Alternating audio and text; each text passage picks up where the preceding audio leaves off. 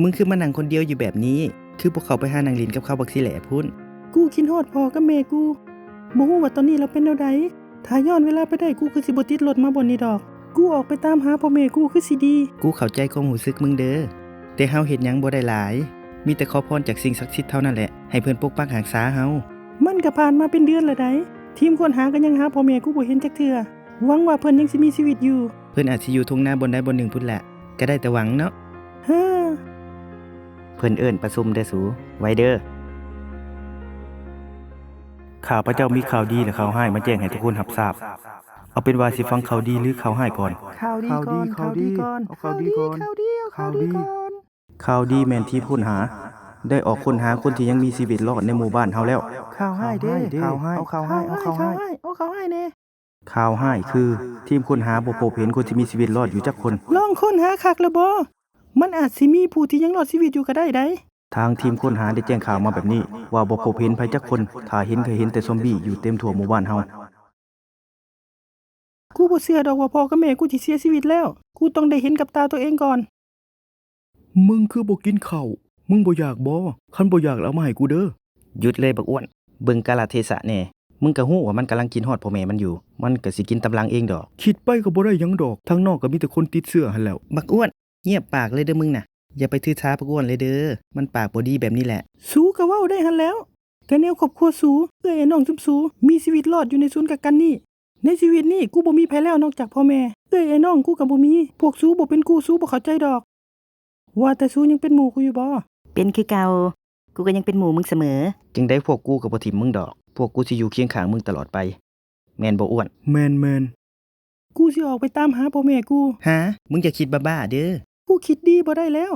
กูคือสิอยู่รอท่าความตายอยู่นี่บ่ได้ดอกมึงก็ฮู้อยู่ว่าทางนอกมันมีหยังมันมีแต่พวกที่ติดเชื้อเบิดแล้วมึงสิว่าพ่อแม่กูเป็นซอมบี้แล้วแม่นบ่แล้วมึงสิให้คิดว่าจังได๋ล่ะ 12 โมงกลางคืนมื้อนี้กูสิลักออกไปด้านหลังของศูนย์กักกันพวกสู้บ่ต้องคิดสิห้ามกูเลยเด้อและบ่ต้องคิดสิตามกูไปกูขอไปคนเดียว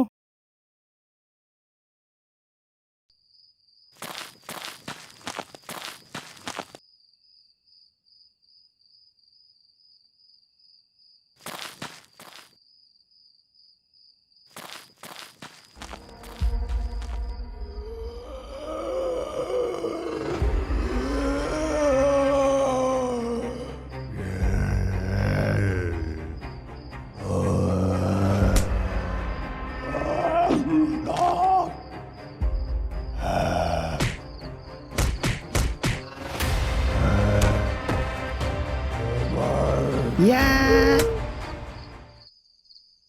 คันมึงออกมาคนเดียวไผสิเป็นคนระวังหลังให้มึงมาซอยกู สิให้กูถิ่มมึงแนวใดถ้าขาดมึงไปไผสิเป็นคนหาผู้ชายมาให้กู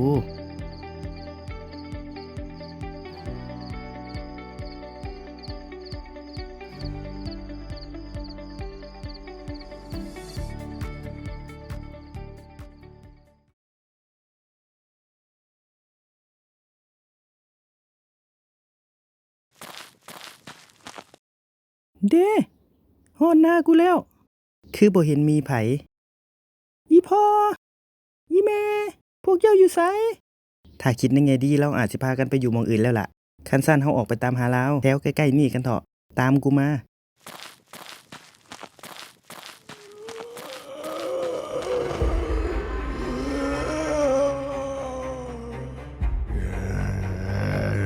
ตายคักเฮาบัดนี้พ่อทางตันเฮ็ดจังไดดีเฮาบ่มีทางถอยแล้วเฮามีแต่ต้องสู้มันถ้าชาติหน้ายังมีกูขอเกิดมาเป็นหมู่มึงอีกเด้อกูคือกันอย่า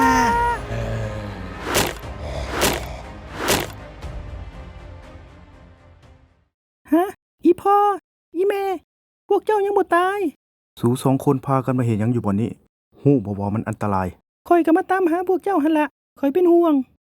พากันออกจากบ่นี้กันเถอะพวกมันมากันหลายแล้ว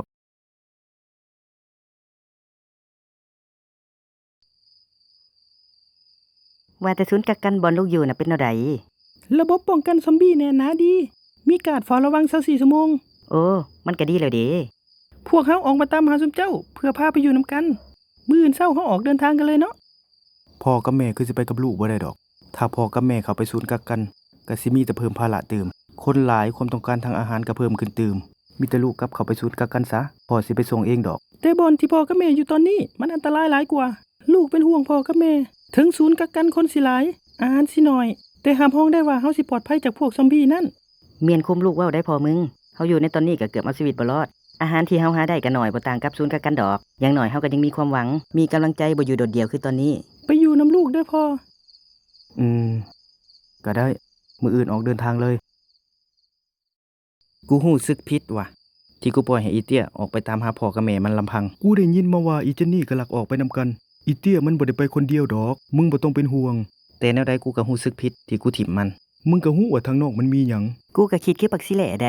ฮู้สึกผิดที่ปล่อยให้หมู่ไปพ้อหยังทางนอกก็บ่ฮู้แต่เฮายังไถ่โทษให้มันได้อยู่เฮาต้องออกไปตามหาพวกมัน กูพอฮู้ทงหน้าอีเตี้ยอยู่พวกมันก็คือสิอยู่แถวนั้นล่ะ คันซั่นพวกเฮาออกไปตามหาพวกมันเลยเนาะ ไผสิไปก็ไปเด้อกูบ่เอาชีวิตกูไปเสี่ยงดอกคันมึงคิดแบบนั้นก็แล้วแต่ถ้ามึงยังคิดว่าอีเตี้ยอีเจนนี่อีโลล่าและกูยังเป็นหมู่มึงตัดสินใจเองเด้อไปโลล่าเฮา มึงตัดสินใจดีๆเด้ออ้วนเด้อ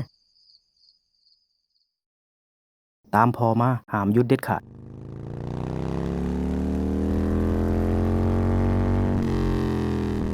มาขึ้นรถ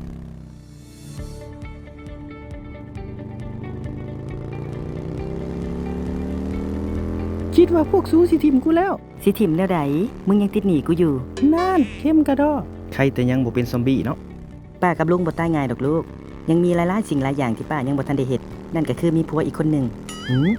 จังแม่นเขี้ยวกระดอก เว้าหยอกดอกพอมึงเอ้ยคันข่อยบ่เมาในมื้อนั้นก็คือสิบ่มีมันในมื้อนี้ดอก เว้าหยังกะอ้ายหมู่เฮาในะอีแม่เขาก็ฮู้เบิดแหล้วเนาะว่าเจ้าเคี้ยว บ่เป็นหยังดอกลูกถึงแม่สิเคี้ยวแม่ก็เลือกผัวอยู่เด้อเพียงแต่แม่พลาดไปเท่านั้นแหละ เตี้ยมึงแนมไปเบิ่งทางหลังดูมันแม่นตัวอีหยังน่ะ ฮะโตอีหยังคือมันใหญ่แท้ น่าจะแม่นซอมบี้กลายพันธุ์ตัวมันบ่เพียงแต่ใหญ่ความไวมันก็เพิ่มขึ้นนํอีกเร่งความไวอีกแน่สิแหละมันสิทันเฮาแล้วมันเร่งความไวได้ซำนี้แหละรถมันบรรทุกคนหลายเกินไปขับต่อไปอย่าหยุดถ้าพ่อบ่อยู่แล้วเบิ่งแม่ให้ดีๆเด้อลูกเด้อ อีพ่อคือเว่าแบบนี้ ถ้าเป็นแบบนี้มันตามทันแท้พอสิลงไปเบี่ยงเบนความสนใจของมันเอง ลูกบ่ให้พ่อไปดอก คิดดีแล้วบ่พอมึง ดูแลแม่ด้วยลูก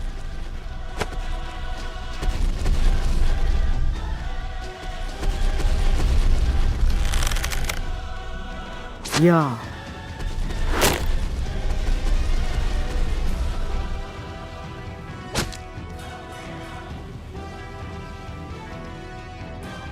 อีพ่อ